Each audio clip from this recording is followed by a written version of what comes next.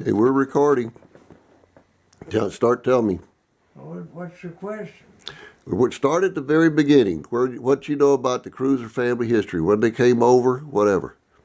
All I know is what the family told me. And they supposedly came over here, and the ancestry came over here and landed at Long Island, New York, and Vanderbilt was on the same cruise, same migration. Mm-hmm. So I'm told. And they lived there for a while, and Vanderbilt supposedly asked if he wanted to go into shipbuilding with my daddy's daddy. Mm-hmm. And he didn't. He went, bought a schooner and was in the trade business between the North and South, going south, picking up cotton and taking it north and bringing arms, ammunition and stuff to the south, I think, different, whatever passed between the North and South. He had a good business taking it on the schooner, trips that way, and made good money. And then he settled in around Norfolk, Virginia, and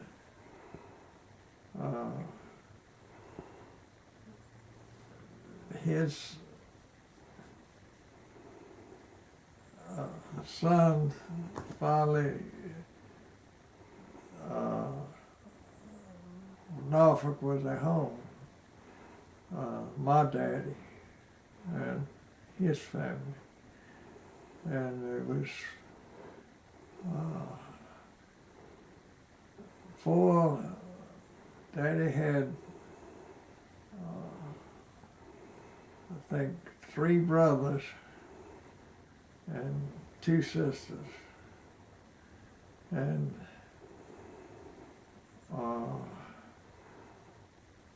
Violet, which I stayed with for a while, when my daddy had 5 acres on the outskirts of Norfolk, and a pretty nice home, 2-story bungalow, and worked for Ford Motor Company at that time, and other jobs too, because the Depression was on. Jobs were scarce, and he raised lots of goats and chickens and turkeys and stuff on that 5 acres. And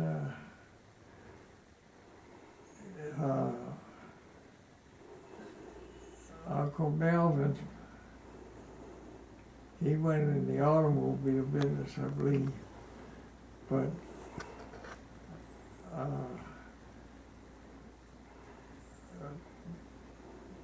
the first thing happened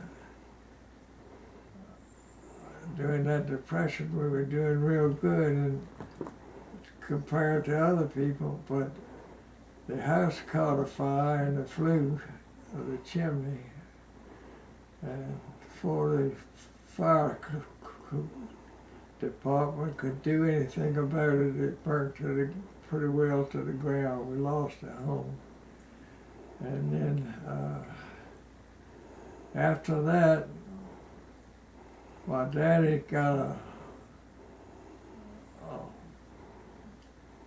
cancer on the side of his jaw, believed to be from a big beam fall hitting him on the side that he had. Anyhow, about all they knew for cancer back then was iodine and bandages and stuff like that. They didn't know what to do with it. He finally died with it. So there was my mother with 5 kids and lost her husband. And the kids, including myself, stayed with different relatives to brothers. And Aunt Allie was one of his sisters. And Aunt Violet was another sister. And then they had Uncle Melvin, who was a prominent lawyer. And he was doing real well, and Merritt stayed with him. Merritt was named after my daddy, Merritt Cruser. He stayed with Uncle Melvin, and Dick was nearly grown then. He was about 16, 18, something. He went to work for somebody, Ford Motor Freight for a while. And we tried to make it in Norfolk, and finally just having such a hard time. My mother had been to Texas, and she wanted us to get back together as a family and move to Texas, because where she wanted to go, Rockport, out in the country there, where we finally, there was plenty of game and plenty of fish, fishing bays there, and a whole lot better chance of making it. But can you tell me where you and Sonny were before you left Norfolk? Who'd you stay with? Who did I stay with? Yeah, you and. Well, we got to Rockport. No, I'm talking about in Norfolk before you left Norfolk. You ended up. I stayed with in Norfolk. Yeah, you ended up in a boys' home. I stayed with Aunt Violet, one of her sisters. But you ended up in a boys' home for a while there, didn't you? But then I finally, that didn't work out because Aunt Violet's husband, they were having a hard time, and he just didn't work out. So my youngest son, brother, Sonny, Larry, Mm-hmm. and Jim had gone in a boys' home. And so I finally went to the boys' home with them. And I stayed in the boys' home there. Yeah, me and Jim and Larry. And at that time, I was farming myself out. The home will let you go work on the farm in the summertime or some way to help them financially, as well as let us get out in freedom for it. And I was staying in a home on a farm in North Carolina, and Mama got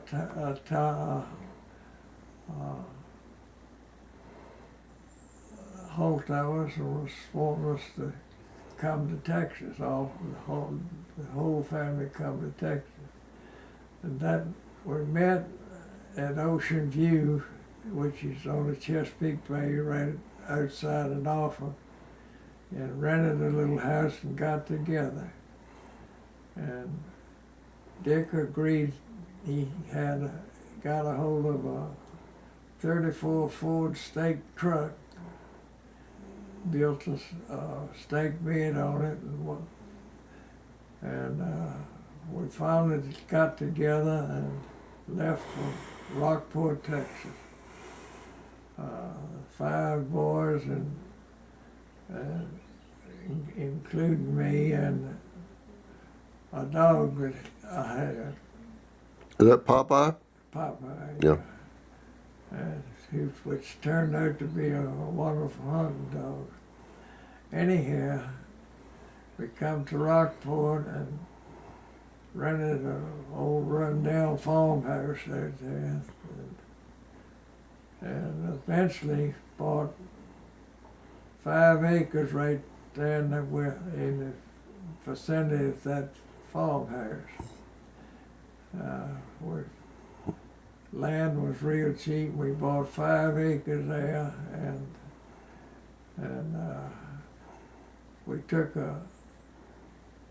I got a garage, and a big garage, and moved it in that 5 acres, and added on to it, and that's where we live up until the war broke out. But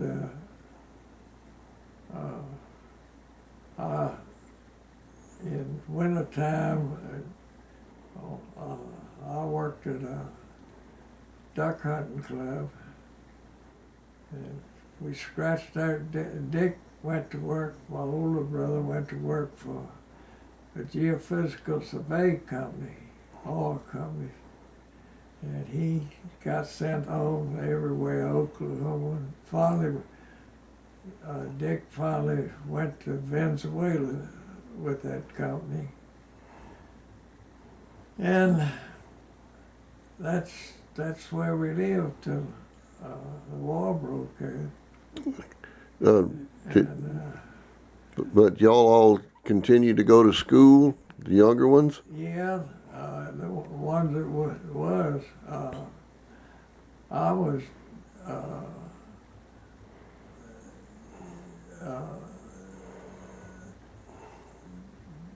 went to school there, and Merritt graduated from there, and the war broke out, and that messed up me finishing school. But war broke out, and I volunteered to go. The war broke out December 11th, and by the end of December, I was in the service. You volunteered for the Coast Guard, right? Huh? You went in the Coast Guard. Yeah, but I was under Navy command. Well, during the War Department. But Merritt was supposed to go down and join up with you, did he? But he didn't do it? No, who? Merritt. Merritt went in the Marines. Yeah, but wasn't it because he got drafted later, or what? No, none of them got drafted. Okay, y'all volunteered. None of my brothers got drafted. They volunteered. It was 4 of the 5 went in the service. Jim went in the Air Force. Mm-hmm. Jim was going to college, but he went in the Air Force. And Merritt was in the Marines. Larry was in the Marines. And I was in the Coast Guard but under Navy command.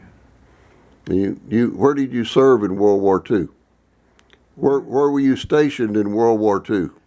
I enlisted, and they agreed to send me to machinist mate school. Mm-hmm. That's the reason I enlisted in the Coast Guard. And I went to machinist mate school in Curtis Bay, Maryland, Mm-hmm. and graduated from there. And I was assigned a ship in the home base was Boston, and I had North Atlantic duty, and the refueling point was Argentia, Newfoundland. That's right off the entrance to where the Titanic sailed. Mm-hmm. And deep water and high tides and rough water. And we went on escort duty and anti-sub duty the rest of the war. And sub duty is far north as Iceland, Newfoundland, and pulled into Iceland for reshoot a time or two. And I was in Newfoundland when the war ended. But you were in Bermuda, and Huh? you were in Bermuda and Iceland and all across there. Yeah, I went far south off the South American coast one time. Well, how did you meet Mom? Huh? How did you meet Mom? I met her in Florida, Port St. Joe, Florida. I was stationed there until I got my assignment to a ship. And I was stationed in there on oil docks and fire watch and stuff. Just a temporary assignment. Panama City, I was there for a while. But that was just till we get the ships built and the assignment. They were building the ships and all in. Mm-hmm. And you met her there in what year? What year was that? 1942 or something like that? I don't really remember. I went in right after the war, which is 41. I went through boot camp in New Orleans, and I was sent me to Panama City for some duty there. I was just actually, till I could get the schooling, they had planned for to go on that particular ships. Mm-hmm. And you got to remember that we didn't have nothing. We were taking over yachts and putting depth charges on them, and anything we could, because the subs were sinking, German subs were sinking, anything that left the East Coast. Mm-hmm. And they were building, Eve started building wooden sub chasers. Little, like not much bigger than 2 shrimp boats or something, but put depth charge on them till we get prepared. We were caught with old World War I equipment, and women went working in shipyards, and driving rivets and building ships and Mm-hmm. flying airplanes. And women took over that kind of duty in this country. The men went on, served in the service.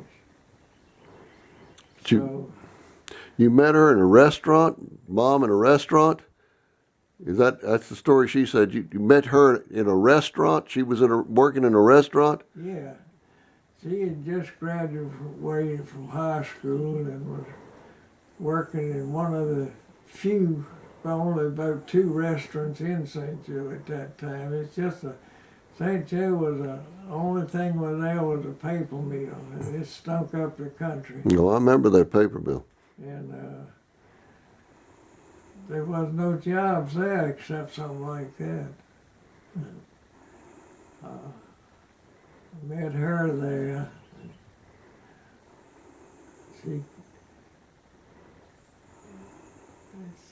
I thought she was underage. She kind of talking to me and all. I told her, I said, you're too young. I remember she told me, I'll have you know I'm 18. She just graduated from high school. Mm-hmm. But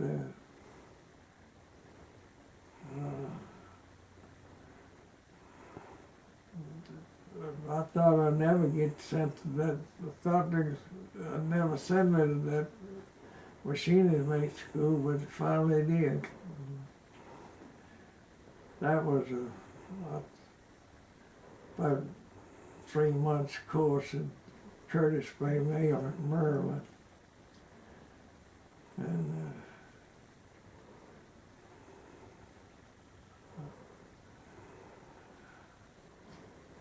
when I left there, communicated with her by mail and all till after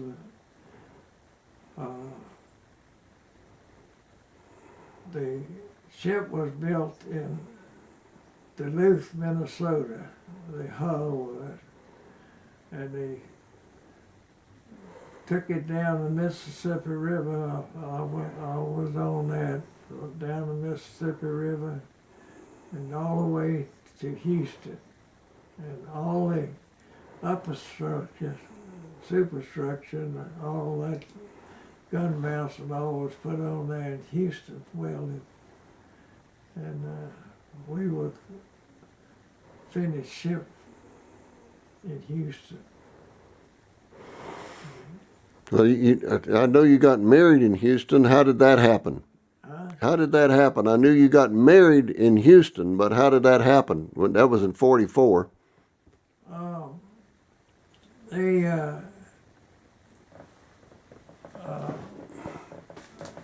I told Ruby where I was, and she came over to Houston, and we got married in Houston. And what happened, I was in uniform, Ruby was all dressed up, and we was on the street corner in Houston there, in the main town, going to the Justice of Peace to get married. And old lady in a old Cadillac, a chauffeur, pulled up to the curb and said, started talking to us, said, I bet you two are fixing to go get married. And we said yes, and she said, oh, don't go, just a piece, just give me time, I'll arrange for you married. And she had a fit to take us to her church and get married. And Ruby finally consented. I didn't want to, I was nervous as a kid. But that's why we got married in her church. She made her son was home on leave. He was in the service, made him go to the wedding. But she insisted to doing that. Didn't Mom stay with her or something in Houston after you went back on the ship? Huh? Mom stayed in Houston for a while after you went back on the ship, didn't she? She went back pretty quick. She didn't stay there. See, she knew, Ruby knew Merrick's way, Violet. Mm-hmm. He and Merrick. And she and Violet stayed there for a while. And Violet went back home. Of course, Merrick was in his service by then, so we went our way and just stayed in touch with one another. And then I didn't get out of the service till it was over with, and I had to wait for relief then before I could go there. But I was already there. Huh? I was already born by that time, right? He was born before, but by the time I left Houston, he was born. In fact, I happened to be in Boston doing some repairs, and my chief engineer let me have leave to go home. And he was. Yeah, I was born in Port St. Joe. Yeah, he actually, just before he was born, I had to go back to the ship, so. You weren't there. But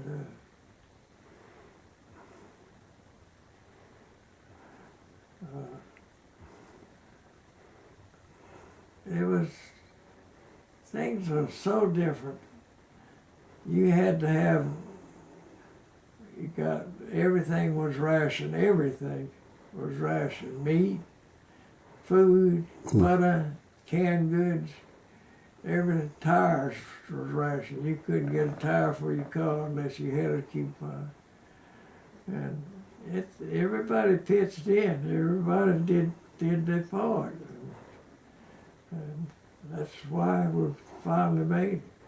Okay, when you got out of the service, you picked up Mom and me, and you came to Rockport. Is that what I happened? come to Rockport and sent for her. She come. They come over and stayed on the old farm with, and the first job I took, instead of hunting, I had put in an application for where